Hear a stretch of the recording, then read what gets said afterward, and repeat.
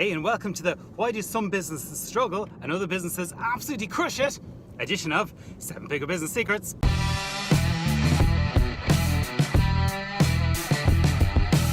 Yeah, what a long title for today's episode, but yeah, really important for you. Just want to take you through, there's a few just basic overarching principles. I say a few, there's actually only three things that really differentiate a business that's crushing it from basically the 80, almost 90% of businesses that actually, if we're truthfully honest, are struggling by or seriously underperforming. And I just want to take you through that. It was actually, yeah, just this is Monday morning here, and you just had an amazing weekend. Actually, been here sunny in Ireland, which is again very unusual. Having an amazing summer and a great family with a great barbecue with the family yesterday, and it just got me thinking about, you know, there's certain things in life, right, that if you get them right, the fundamentals, it just makes everything happy. And having a bit of sunshine makes life happy. Having the family around, the kids around, makes life happy. Well, normally. And yeah, just having conversation and health just makes things happy. And when you got those things, you know, things just start working out. Everything builds on top of that. You're in a better spirit, and yeah, life is just a lot more fun. And the same is true of business. And what I don't think most people realize is actually businesses are quite simple. They're very much the same. The problem is that most business owners don't actually realize that there's really three strategic decisions that they've got to make right up front, and if they make them right, it affects the whole business. And the thing I want to talk to you about today is basically, you know, businesses and how they make their money, and it's all around the business model. Because basically there's three types of businesses. There is a hunting business, right, a farming business, and a trading business. And most businesses are a mixture of the three of them. The vast majority focus most of their attention on what I'd call hunting, which is not quite sure how many customers are going to come through the door, but we're going to go out there and we're going to find a customer, we're going to convert them, we're going to make a sale and get cash in the door today. Yeah. So sales people are really thought after, and they got to get out there and they got their quotas, and they're running around looking for prospects, and they'll do everything to get that prospect in. You know, push them and offer discounts and bribes and all of that. And the problem with a hunting business is it's not very, if you're the business owner, it's not very reliable, because you're basing everything on the fact that today your salespeople will manage to find enough clients and get enough cash in the door that you can sleep tonight, yeah? But you're going to wake up tomorrow and you're going to do the exact same thing all over again, yeah? And the other part about a hunting business is it's not very effective, because most people are not in the mood for buying every single day, yeah? In fact, only about between 10 and 20%, in fact 5 and 15%, depending which market you're in, of your customers are actually ready to and willing to buy from you right now, yeah? So if you're in a hunting business, guess what? You're leaving almost 80% or over 80% of your customers, you know, they're not even interested in buying from you today. So you're leaving most of your market just sitting there. You're not addressing where your real opportunity is. Yeah, so that's hunting. Basically, it's, yeah, running out after each customer today, trying to get revenue today, and yeah, as a business owner, quite stressful. The second type of business that's out there is what's called a farming type business, and you know the one. It's basically you're gonna make an investment today, and that investment is going to pay off in some time in the future. So let's say, for example, you're going to write a bit of software, yeah, and you're going to create this project or product, and then you're going to sell that product, and you're going to make loads of money, but in 9 months' time. So between now and 9 months, you're going to put in a lot of effort and a lot of money, and in 9 months, there's no guarantee that it's going to work for you. So just like the farmer, when they throw their seeds in the ground, hopefully it's going to grow, there's going to be nice weather between now and harvest day, and when the harvest comes around, first of all, that they're going to be able to harvest it on time, and secondly, that there's going to be a market for their harvest when it comes around, yeah? So a lot of risk, a lot of upfront work, for a lot of risk, and the beauty of a farming business is that quite often the payback is large.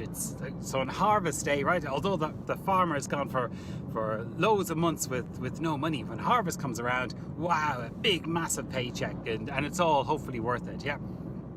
So a hunt or a farming business has potential for big payoffs, and where you see it a lot is actually on online marketing, for say product launches and things like that, which is you put a lot of effort into marketing and setting up a product and getting it all ready, and then you go through a week or 2 weeks of intensive work with all your affiliates and emailing everyone and trying to get them to buy your product before the offer closes. Yeah, so it's the exact same business model as a farmer. Essentially, you're putting all that effort in on the hope that at the end of your launch you make a lot of money. Yeah, so that's the second type. But again, the problem with a launch is, again, you've got all that time where you're hoping as a business owner that your product is going to, smash it out of the park.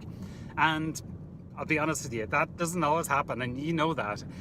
Quite often we make terrible mistakes or terrible judgments on products that we think are going to be brilliant, and guess what? They bomb, absolutely bomb. So you put all that work in and nothing happens. It's like the farmer a week before the wheat crop is ready and it lashes rain, and the field is terrible, it's all mushy, the wheat all falls over, and guess what? He can't harvest a single bit of it. Just wipe out. So the third type of business is a trading business. And a trading business is where you keep making small investments, check them out, and then try and sell them. And if they sell them, make a bigger investment. And that's a trading business. Very, very typical in the retail world. And it's the beauty of a trading business is you can actually see results and make things happen, and most importantly, course correct as you go along.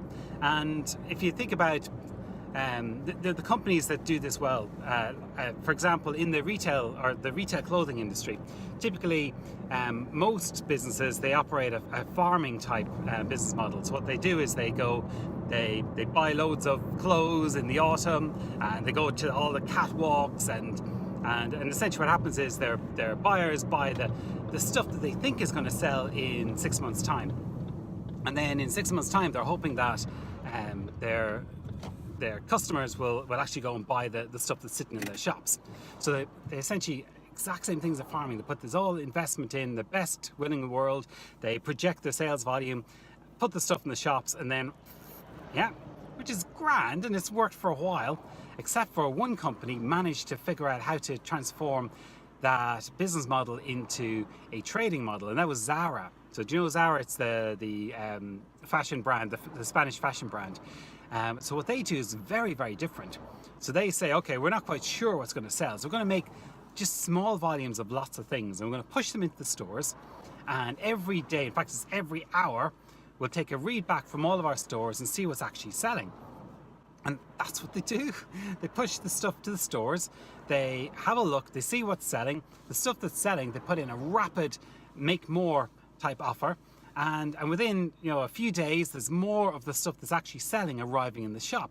And what that does, it takes all of the angst as a business owner out of the operation, because you know that you're only going to fill your shop with stuff that sells, and the stuff that doesn't sell, which there's going to be some of it, what you'll do is you just stop producing it really quickly. And that's how Zara has basically gone from being basically 3 or 4 shops in a very small region of Spain, 30 years ago, into worldwide essentially domination, but just using this little strategy. And if you think about Zara, they're there while Sears is gone and JCPenney's is gone, and many of the big clothing retailers that we grew up with, they're gone because they were stuck on the old business model. So the beauty of a trading business model is that most businesses can actually adapt what they're doing to a trading business model. And a trading business model basically has got 2 things that make it really, really cool. First of all, it's got a way of actually getting repeat sales. So you know with confidence that every day you'll have so many sales, because there's mechanisms to actually get customers in the door. And it's not about trying to get the customer to buy right now. It's that knowing that over a period of time you need each customer to buy. And the second great thing about really good trading models is not only do you get customers in the door regularly, but you get the same customer to buy repeatedly as well on a regular schedule. And that's what makes the model so powerful. And it's so simple. It's all about just being able to course correct and adjust what it is that you're trying to sell with real-time feedback. And as entrepreneurs, right, at the moment with Facebook ads and all the online materials that's there, there's no excuse for us not figuring out how to convert our business models into trading business models, because we can actually go and use Facebook to test out our ideas right before we even build anything. We can actually create ads to say, hey, would you buy this? Watch to see if someone clicks on it. Watch to see if they actually do part with a credit card, even if you don't have something. And then you know you got a demand. You don't have to build and then hope and pray, right? So again, my advice today is actually go and have a look at what it is that your business, and have a look and be honest with yourself. Do you have a trading business, which I hope you do, or do you have more of a farming type, which is what a lot of people have, or do you have a hunting type, which is like no and you know you've got a hunting type if you're worried about what next year is going to look like, or will there even be sales next week.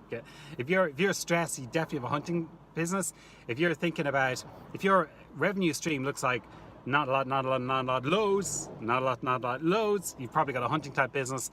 And if you've got a business that actually you can walk away from and your revenue is pretty stable, you probably have a trading business, yeah? So even if you're at the business idea stage, I want you to really think about how do you get a trading business, because let's face it, if you can actually create a business model right from the start that is based on the trading rule fundamentals, then your business, I guarantee it, you are probably you're probably going to be about 10 times more successful than you currently think so. So hope that helps. Go have a look at your business model and yeah, go and figure out how to put trading philosophies into it right now. Talk to you later. Bye.